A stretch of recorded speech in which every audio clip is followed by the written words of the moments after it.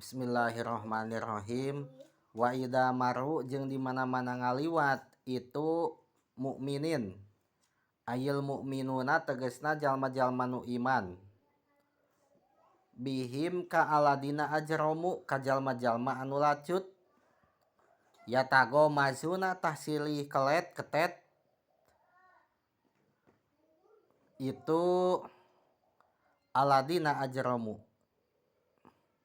Ayusiru tegasna isarah saha al mujrimuna jalma-jalma anu lacut ilal mukminina ka jalma-jalma nu iman bil japni ku biwir panon wal hajibi jeung ku halis istihzaan karana ngaguyonkeun.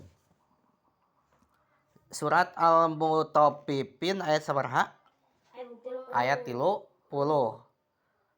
Kan Allah teh dina ayat sateacana teh ngajelaskeun jalma-jalma mukmin arasup surga pinuh ku kanikmatan di surgana teh.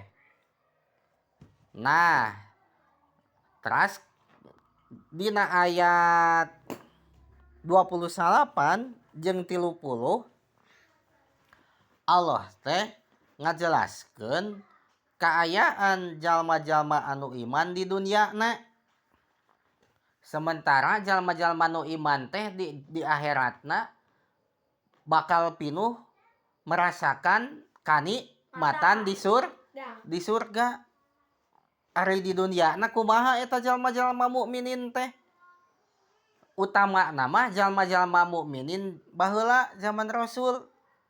Saur dina ayat 30 jalma-jalma mukmin nya zaman baheula zaman Rasul lamun ngaliwat ka jalma-jalma kafirin teh maka eta jalma-jalma kafirin teh osok isarah ku panon ngaguguyonkeun.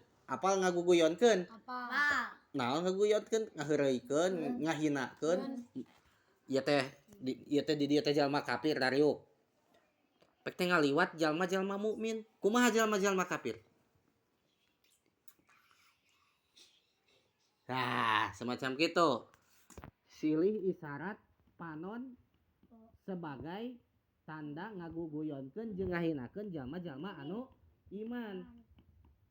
Sok kumaha we urang lamun ngahinakeun batur ulah tapi kade.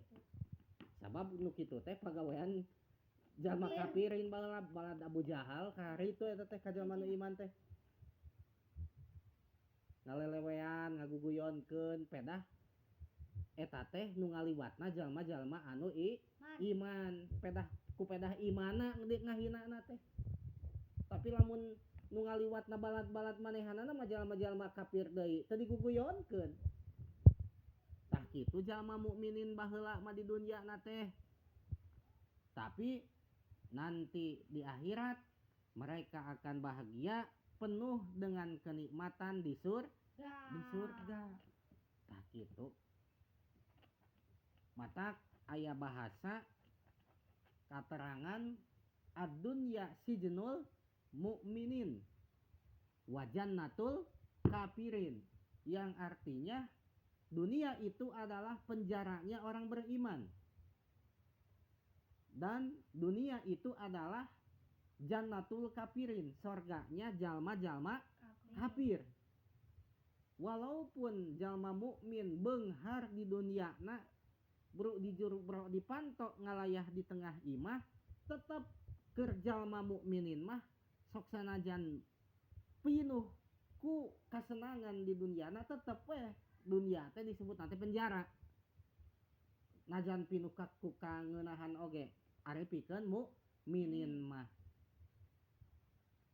Tapi ieu dunya teh adalah jannatul kafirin, surgana jalma kafir. Walaupun ieu jalma kafir di dunyana malarat